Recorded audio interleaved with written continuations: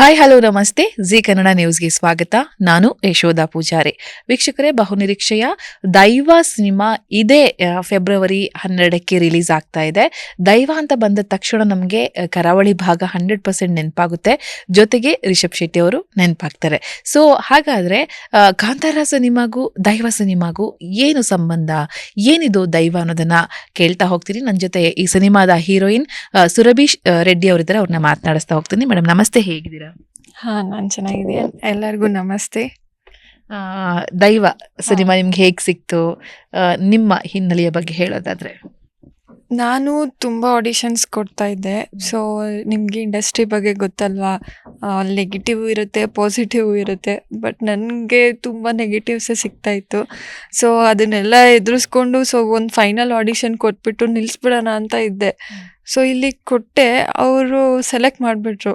So ನನಗೆ ಸ್ವಲ್ಪ confidence ಬಂತು, ನಾನು ಮಾಡ್ಬೋದು. ಸೊ ಎಲ್ಲೋ ಒಂದು ಕಡೆ ಈ ಪಾಸಿಟಿವ್ ಅನ್ನೋದು ಇಲ್ಲಿ ಇದೆ ಅಲ್ಲ ಅಂತ ಅಂದ್ಬಿಟ್ಟು, ಸೊ ಹಂಗೆ ಅಕ್ಸೆಪ್ಟ್ ಮಾಡಿಕೊಂಡು ಹಂಗೆ ಮುಂದೆ ಹೋದೆ. ಓಕೆ, ಹೇಗಿರುತ್ತೆ ಸುರಭಿ ಅವರ ಪಾತ್ರ ಈ ಸಿನಿಮಾದಲ್ಲಿ? ಹೇಗಿರುತ್ತೆ, ಹೇಗೆ ನೀವು ನಮ್ಮನ್ನ ರಂಜಿಸ್ತೀರಾ ಅಂತ ಹೇಳಿ.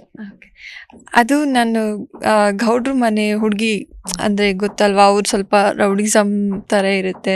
ಸೊ ಆ ಫ್ಯಾಮಿಲಿಲಿ ನಾನೊಬ್ಳು ತಂಗಿ ಆಗಿರ್ತೀನಿ. ನಮ್ಮ ಅಣ್ಣ ಫುಲ್ ದೊಡ್ಡ ರೌಡಿ, ನಮ್ಮ ಅಪ್ಪನೂ ರೌಡಿ ಆಗಿರ್ತಾರೆ. ಸೊ ಅವರಿಬ್ಬರ ಮಧ್ಯೆ ನಾನು ಒಳ್ಳೆಯವಳಾಗಿರ್ತೀನಿ. ಸೊ ಅದೇ ನನ್ನ ಕ್ಯಾರೆಕ್ಟರು. ಅದು ಪೂರ್ತಿ ಕಂಟಿನ್ಯೂ ಆಗುತ್ತೆ. ನಾನು ಜನಗಳಿಗೆಲ್ಲ ಹೆಲ್ಪ್ ಮಾಡಿಕೊಂಡು ಆ ಥರ ಇರ್ತೀನಿ. ಓಕೆ, ಎಲ್ಲೆಲ್ಲಿ ಶೂಟಿಂಗ್ ಮಾಡಿದ್ದೀರಾ? ಏನೇನಿರುತ್ತೆ ಸಿನಿಮಾದಲ್ಲಿ? ನಾವು ಏನೇನು ಎಕ್ಸ್ಪೆಕ್ಟ್ ಮಾಡಬಹುದು ಅಂತ? ಸಿನಿಮಾದಲ್ಲಿ ಪ್ರತಿಯೊಂದು ಇದೆ. ಈ ಕಡೆ ದೈವನೂ ಅಂದರೆ ದೇವ್ರ ಬಗ್ಗೆನೂ ನೋಡ್ಬೋದು, ಲವ್ ಇದೆ, ಆಮೇಲೆ ಫೈಟಿಂಗ್ಸ್ ಇದೆ, ಏನೇನು ನೋಡಬೇಕು ಎಲ್ಲ ಇದೆ. ಚೆನ್ನಾಗಿದೆ. ನೀವು ಎಲ್ಲಿಂದ ಬಂದ್ರಿ? ನಿಮ್ಮ ಪರಿಚಯ, ನಿಮ್ಮ ಊರು, ಯಾಕೆ ನಟನೆ ಆಯ್ಕೆ ಮಾಡ್ಕೊಂಡ್ರಿ? ನಂದು ಬಂದು ಮೈಸೂರಲ್ಲಿ KR ನಗರ್. ನಾನು ಓದಿದ್ದು ಬೆಳೆದಿದ್ದೆಲ್ಲ ಅಲ್ಲೇ. ಬಟ್ ನೇಟಿವ್ ನಂದು ಆಂಧ್ರ.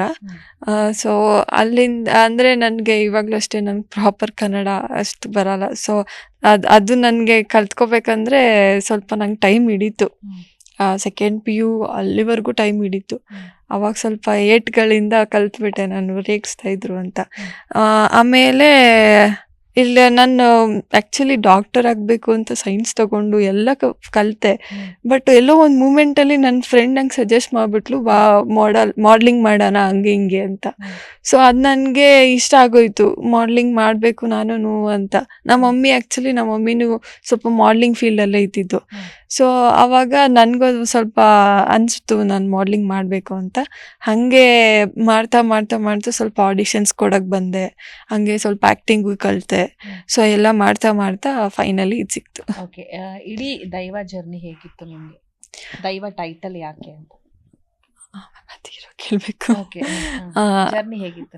ಜರ್ನಿ ಬಂದು ತುಂಬಾ ಚೆನ್ನಾಗಿತ್ತು. ಅಲ್ಲಿ ತುಂಬ ಫನ್ ಇತ್ತು. ಆ್ಯಂಡ್ ತುಂಬ ಸೀನಿಯರ್ ಆ್ಯಕ್ಟರ್ಸ್ನ ನೋಡ್ತೀವಿ ಇಲ್ಲಿ. ಸೊ ಅವರಿಂದ ನಾನು ತುಂಬಾ ಕಲ್ತಿದ್ದೀನಿ. ಸೊ ಒಂದು ಏನೂ ಇಲ್ಲದೆ ಇರೋ ಅಂದರೆ ನನಗೆ ಅಷ್ಟು ಆ್ಯಕ್ಟಿಂಗ್ ಬರ್ತಿರ್ಲಿಲ್ಲ.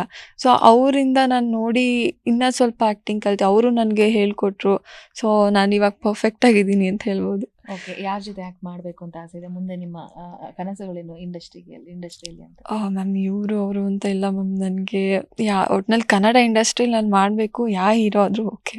ಓಕೆ, ಫೈನಲಿ ದೈವ ಸಿನಿಮಾನ ಜನ ಥಿಯೇಟ್ರಿಗೆ ಕರೆದು ಕರೀರಿ, ನಿಮ್ಮ ಕರೆಯೋಲೆ. ಸೊ ಎಲ್ಲರಿಗೂ ನಾನು ಹೇಳೋದಿಷ್ಟೇ, ಇವಾಗ ಎಲ್ಲರೂ ಮಾಮೂಲಿ ಬೇರೆ ಹಿಂದಿ ಮೂವೀಸ್, ಇಂಗ್ಲೀಷ್ ಮೂವೀಸ್ ಎಲ್ಲದಕ್ಕೂ ಸಪೋರ್ಟ್ ಮಾಡ್ತೀರಾ. ಸೊ ಹೊಸಬ್ರು ಅಂತ ಯಾವತ್ತೂ ಕೈ ಬಿಡೋಕ್ಕೆ ಹೋಗಬೇಡ್ರಿ. ಅವ್ರಿಗೂ ಸಪೋರ್ಟ್ ಮಾಡಿ. ಅವರು ಹಿಂದೆ ತುಂಬ ಕಷ್ಟಪಟ್ಟಿರ್ತಾರೆ. ಸೊ ಆ ಎಫರ್ಟ್ಸ್ಗೋಸ್ಕರನಾದರೂ ನೀವು ಬಂದು ಇಲ್ಲಿ ಥಿಯೇಟರಲ್ಲಿ ನೋಡಲೇಬೇಕು. ಸೊ ಬಂದು ನೋಡಿ. Okay, thank you. All the best ನಿಮಗೆ. Thank you.